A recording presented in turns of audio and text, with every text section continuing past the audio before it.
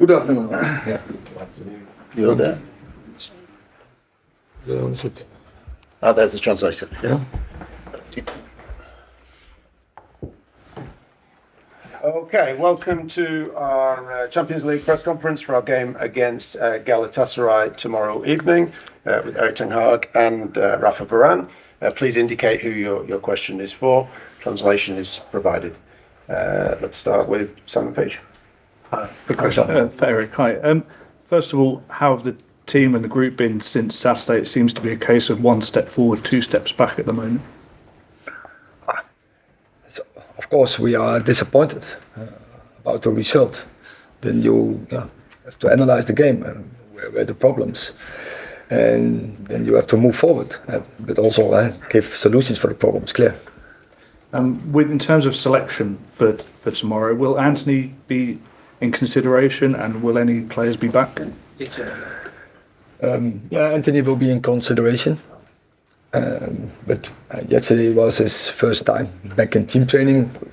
We have a final training, and then we make the decision. But he will be in consideration. Yeah. İlk soru, şimdi grupta bir adım ileri, iki adım geri gibi görünüyor sizin performansınız. Bu konuda ne düşünüyorsunuz? Yani evet, tabii oyunu analiz etmemiz gerekiyor. Daha iyi olmamız gerekiyor, daha iyi oynamamız gerekiyor. İkinci soruda da yine Antony yarın oynayacak mı? Onu tabii bakacağız. Durum gösterecek. Şu anda bizim elimizde bir opsiyon. Erik, you've said in the past that you're not a very patient person. Is it frustrating, annoying that the team don't seem to be able to move forward and do what you want them to do? You struggling to get answers to this at the start of the season? I think I don't agree with that. I think the team is moving forward, but we have to make adjustments as well. When you don't have a fullback on the left side, and you have to change, and we did. There were shortages in our game, definitely, but I think also there were very positive points in. But by the end of the day, it's only about result, and we didn't get the result what we are looking for. We didn't get the result. What's the demand? And of course, that is very disappointing. Sabırlı bir menajersiniz, sabırlı bir teknik adamsınız ama takımdan sanki istediğiniz cevabı istediğiniz şekilde alamıyormuşsunuz gibi gözüküyor. Bu konuda ne düşünüyorsunuz? Ben katılmıyorum bu söylediğinize. Açıkçası eksiklerimiz var. Yani örneğin sol kanatta problemlerimiz var, eksiklerimiz var. Halletmeye çalışıyoruz. Elimizden geleni yapıyoruz. Takım hakkında böyle bir cevap alamadığımı düşünmüyorum. Elimizden geleni yapıyoruz. Sorry, you know more than anybody what it takes to win this tournament. You know what it takes to be at the elite level. How far away do you think Manchester United are at the moment from that level? I think that competition it's about details, and you have to be efficient to win that competition. And that moment on the last weeks, I think it's what we can improve. It's to be more efficient in front of the goals. With a very low number of occasions, we concede goals, and we need to create a lot to score. So that's the reality of the top level. You have to be efficient to win big trophies. So I think we have the quality in the squad to play and to win that competition. But we have to improve, and tomorrow it's a great opportunity to get the first points on that competition and to move forward and to improve. Siz üst seviyede nasıl maç kazanılır çok iyi biliyorsunuz. Sizce Manchester United bu seviyede bir takım mı şu anda? Yani farklı durumlarda tabii ki farklı şekilde mücadele etmeniz gerekiyor. Ben takım olarak bizim kaliteli bir takım olduğumuzu düşünüyorum. Kalitemiz var. Fakat Günün sonunda o golleri atmanız gerekiyor bu seviyede oynayabilmek için. Yarın da ilk puanımızı almak için çok iyi bir fırsat. Elimizden geleni yapacağız. Erik, there's been a lot of focus on VAR and refereeing decisions this weekend. You've had some problems with it in the past. Do you think standards need to improve and we need greater transparency in terms of hearing the communication between officials? I'm not so often give comment on refereeing because they do what they have to do, and of course the standards has to be high, and it's a part of the game. So at this season, I think one time I mentioned it, and I'm still behind it because it was really in our disadvantage in that moment. But for the rest, no. Of course, you can expect, we can expect, the teams can expect, the fans can all expect, and that it has to be a high standard. So it should be because it's Premier League. But I think, and I'm sure, they do what they can. And they are very professional, and so they will give their best. And I trust them. And then in terms of team news, can you give us confirmation that Lisandro will be undergoing a second operation? And is there any people returning back into team training? I can confirm, Antony, Lisandro Martínez will have to undergo a surgery. And so the team news is that probably Antony dos Santos can return.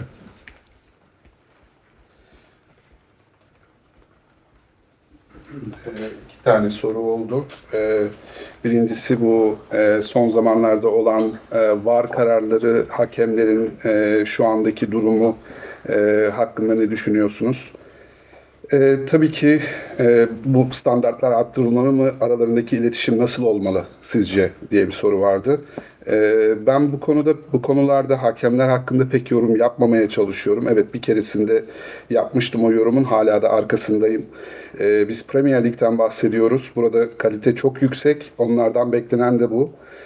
Ben onların ellerinden geleni yaptığını düşünüyorum ve kendilerine güveniyorum. Martinez'in durumuyla alakalı bir soru geldi. Evet, Antony de Santos şu anda bizimle olacak. Martinez'in de bir ameliyat olma durumu var. Raphael, you've won the Champions League 4 times. Do you think this Manchester United squad is good enough to win the Champions League? Yes, I think so. I think the qualities in the squad. As I said, that competition is difficult. You have to take care about every details. But we have a team with quality, with good mentality, and we have to make some improvements. It's not the start of the season we expected, but I still believe we have the quality enough to compete with the best team in the world. Şampiyonlar Ligi'ni kazanabilecek kalitede bir takım olduğunuzu düşünüyor musunuz? Evet, yani kötü bir başlangıç yaptık. Fakat gelişim gösterdiğimizi ve daha da gelişim gösterebileceğimizi düşünüyorum. Biz elimizden geleni en iyisini yapmaya çalışıyoruz ki bu arenada biz de mücadele edip bunu kazanabilecek güçte olduğumuzu düşünüyoruz. Question at the back. Erik, what message do you think allowing Antony to continue training sends to victims of domestic violence, and does that concern you? Once again, I didn't hear you, sorry. What message do you think allowing Antony to continue training and potentially playing sends to other victims of domestic violence, and does that worry you? So he cooperated fully, and it came out he is not charged. So. Şimdi Antony'nin antrenmanlara katılmasına izin verdiniz. Belki oynamasına da izin vereceksiniz. Bu ev içi şiddet mağdurlarına nasıl bir mesaj gönderiyor sizce? Bu sizi düşündürmüyor mu? Antony şu anda elinden geldiğince bilgi vermeye çalışıyor. Kendisine sorulan soruları cevaplıyor ve şu anda herhangi bir şekilde mahkemeye sevk edilmiş değil. You've obviously had a fantastic career yourself, and you're an experienced player now. We've had some young players coming into the team, the likes of Hannibal, the likes of Garnacho, and obviously Højlund's very young. How do you think the youngsters have done this season, and how important is your role as like a senior father figure now to these players to help them? Yeah, I think they are doing well. They bring energy in the team. They are still learning, that's normal. And the players with more experience, it's important to show by example, to lead by example, and to communicate with them about everything, about how to be professional, how to play, to support the pressure, to be calm and determined during the games. So we have a lot to do, and as a leader we have to show them and to talk with them. So that's what we try to do, and hopefully they can bring talent and passion on the pitch. So that will be very helpful for this season, and there is a lot of talents, young talents on that club. So hopefully they can improve the squad.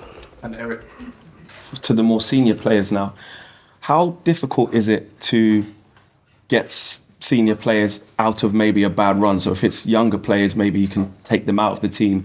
When it's more senior players who are maybe the form is off, is it better to make them play through it, or is it better to take them out of the firing line? How do you balance that?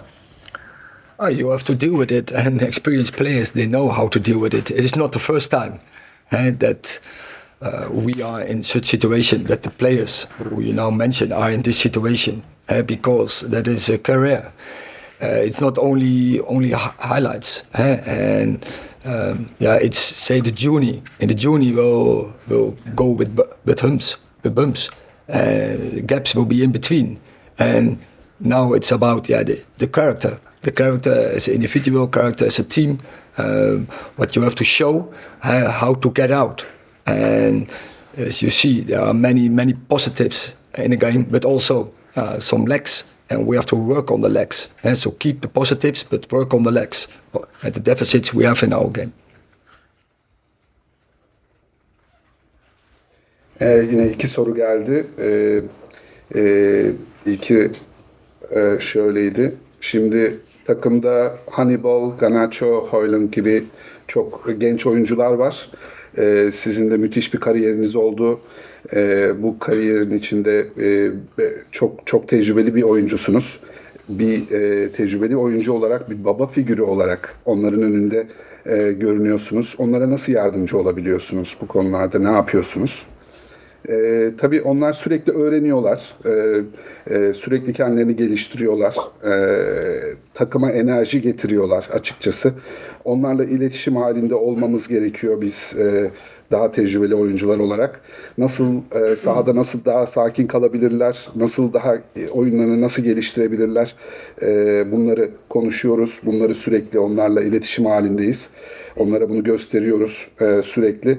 Tabii ki onların da sahaya, oyunumuza, takımımıza tutku ve beceri kattıklarını söyleyebilirim. Bir de ikinci soru olarak, şimdi genç oyuncular tam böyle form tutmadıklarında ya da ilk kariyerlerinin başında böyle aksadıklarında onlarla eminim farklı bir şekilde ilgileniyorsunuz, ama daha tecrübeli oyuncular bu duruma düştüğü zaman, form kaybı olduğu zaman siz bunlarla nasıl ilgileniyorsunuz, nasıl hallediyorsunuz? Tabii yani tecrübeli oyuncular, adı üstünde tecrübeliler, büyük kariyerli oyuncular var. Bu onların bir yolculuğu tabii bu kariyerlerinde. Bu yolculukta engeller, engebeler, aksaklıklar olacaktır. Biz elimizden geldiğince onlara da yardımcı olmaya çalışıyoruz.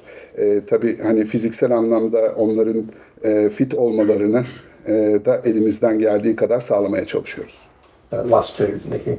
Erik, does this game become more important for the result rather than the performance, or would you like to see both? As I said previously, top football is always about result. But if the execution is not right, if the process is not right, you you don't go to win. So yeah, both. Şimdi tabii ki sonuç ve performans. Yani şimdi yarınki maçta sonuç çok önemli ama aynı zamanda performans da sizin için o kadar önemli olacak mı? Nedir vereceğiniz performansın sizin için önemi? Yani tabii ki futbol sonuç oyunu, tabii ki golleri atıp sonuca ulaşmamız gerekiyor. Fakat bu arada da yine iyi bir performans verip o şekilde almak önemli. Yani ikisi de önemli benim için. Last question at the back. Okay, thank you. Hello, Erik. I'm coming from Turkey, Turkish sports media outlet Sport. And in Turkey, we are actually really curious about the goalkeeper Altay Bayindir because we expected you to play him in the League Cup against Crystal Palace. So do you plan to give him a chance against Galatasaray or anytime soon? You will see.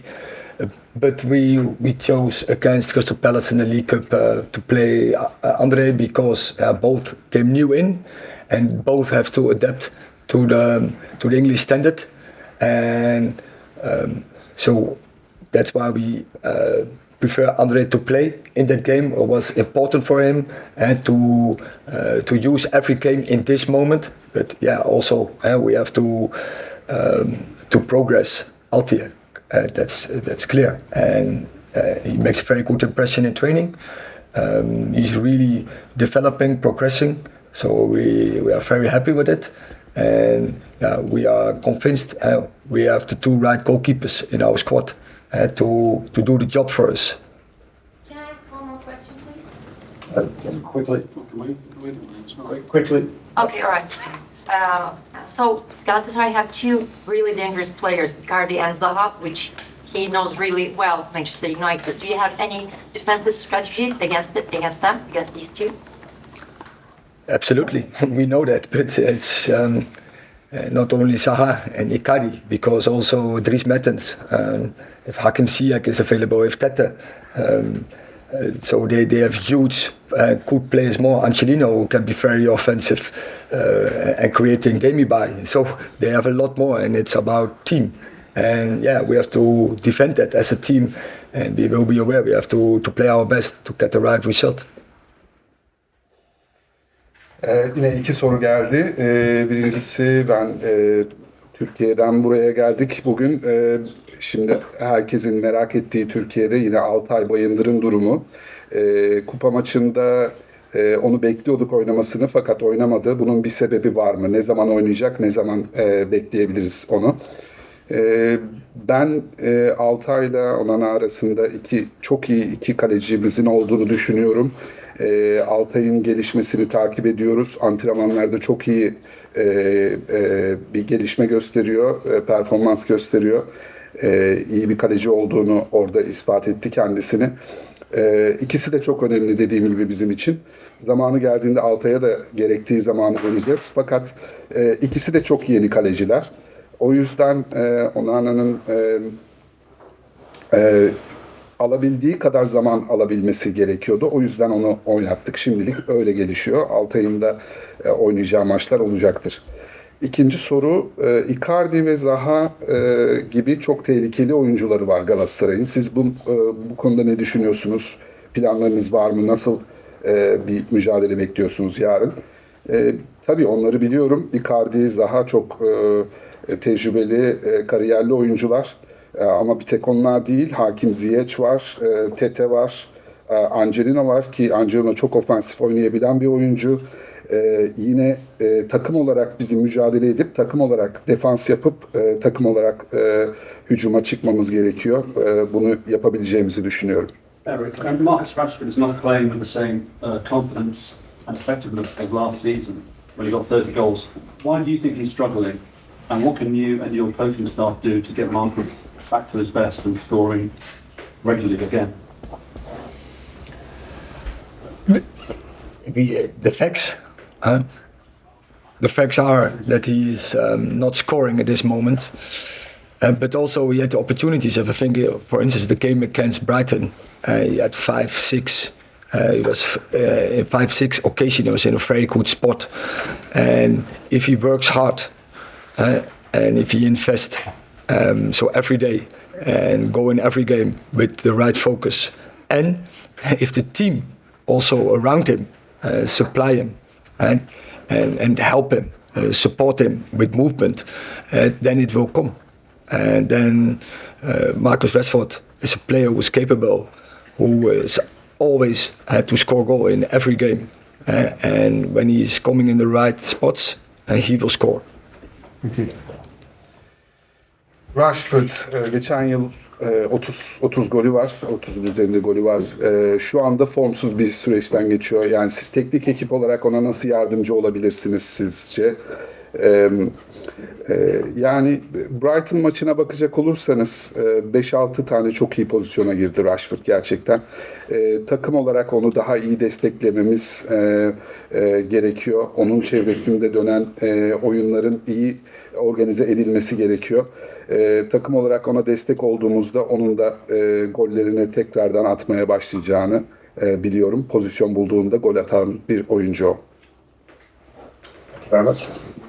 Thank you.